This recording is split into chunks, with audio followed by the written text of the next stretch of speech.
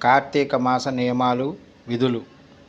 కార్తీక మాసంలో దశమి, ఏకాదశి, ద్వాదశి తిథులలో శ్రీ మహావిష్ణువును తులసి దళాలతోటి, కమలాలతోటి పూజిస్తే జీవించినన్నాళ్ళు ధనానికి లోటు లేకుండా ఉండి సమస్త సౌఖ్యాలు కలగడంతో పాటు అంత్యమున జన్మరాహిత్యం కలుగుతుందట. అదేవిధంగా ఆరుద్ర నక్షత్రం రోజున, మాస శివరాత్రి నాడు, సోమవారం నాడు, కార్తీక పున్నమి నాడు రుద్రాభిషేకం చేసి బిల్వదళాలతో, రుద్రాక్షలతోనూ పూజించిన వారికి అనంతమైన సౌఖ్యాలతో పాటు అంత్యమున శివ సాయుధ్యం పొందుతారని కార్తీక పురాణం చెబుతుంది. ఏ తిథిలో ఏమి చేస్తే పుణ్యఫలం దక్కుతుందో ఇప్పుడు తెలుసుకుందాం. కార్తీక శుద్ధ పాడ్యమి. తెల్లవారుజామునే లేచి స్నానం చేసి అందుబాటులో ఉన్న ఏదైనా ఆలయానికి వెళ్ళి నేడు చేయదలుచుకున్న కార్తీక వ్రతం నిర్విఘ్నంగా సాగేటట్లు అనుగ్రహించమని ప్రార్థించి సంకల్పం చెప్పుకొని ఆకాశ దీపాన్ని సందర్శించుకోవాలి. విధియ. ఈరోజు సోదరి ఇంటికి వెళ్ళి ఆమె చేతి భోజనం చేసి కానుకలు ఇచ్చి వచ్చిన వారికి యమగండం వాటిల్లదని పురాణోక్తి. తదియ. అమ్మవారికి కుంకుమ పూజ చేయించుకోవటం వల్ల సౌభాగ్యసిద్ధి కలుగుతుంది. చవితి. కార్తీక శుద్ధ చవితి నేడు నాగుల చవితి సందర్భంగా సుబ్రహ్మణ్యేశ్వర స్వామికి పుట్టలో పాలు పోయాలి. పంచమి. దీనికి జ్ఞాన పంచమి అని పేరు.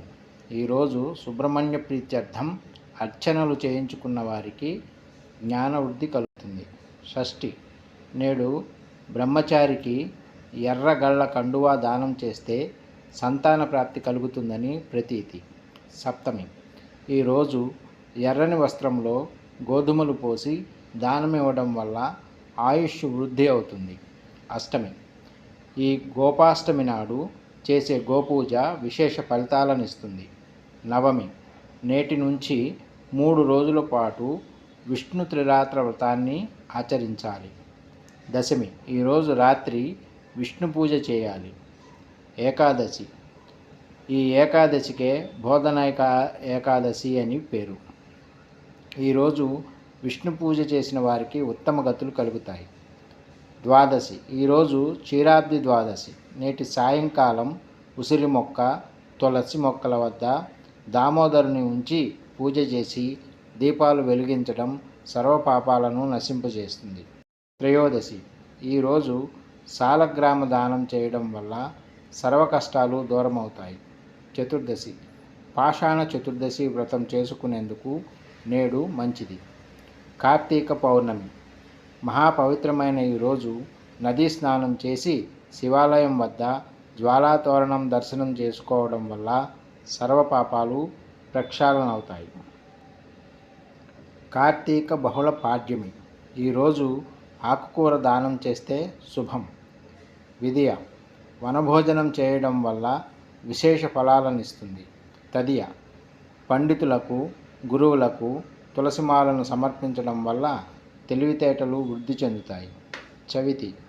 పగలంతా ఉపవసించి సాయంత్రం వేళ గణపతిని గరికతో పూజించి ఆ గరికను తలగడ కింద పెట్టుకొని పడుకుంటే దుస్వప్న దోషాలు తొలగి సకల సంపదలు కలుగుతాయి.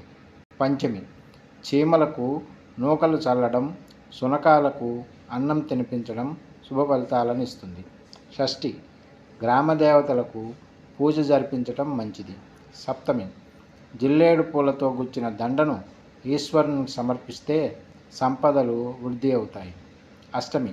కాలభైరవాష్టకం చదివి గారెలతో దండ వేసి కాలభైరవునికి అనగా కుక్కకు సమర్పించడం వల్ల ధనప్రాప్తి కలుగుతుంది. నవమి.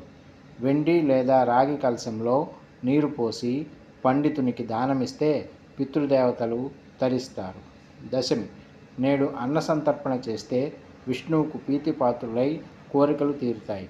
ఏకాదశి విష్ణువాలయంలో దీపారాధన, పురాణ శ్రవణం, పఠనం, జాగరణ విశేష ఫలప్రదం.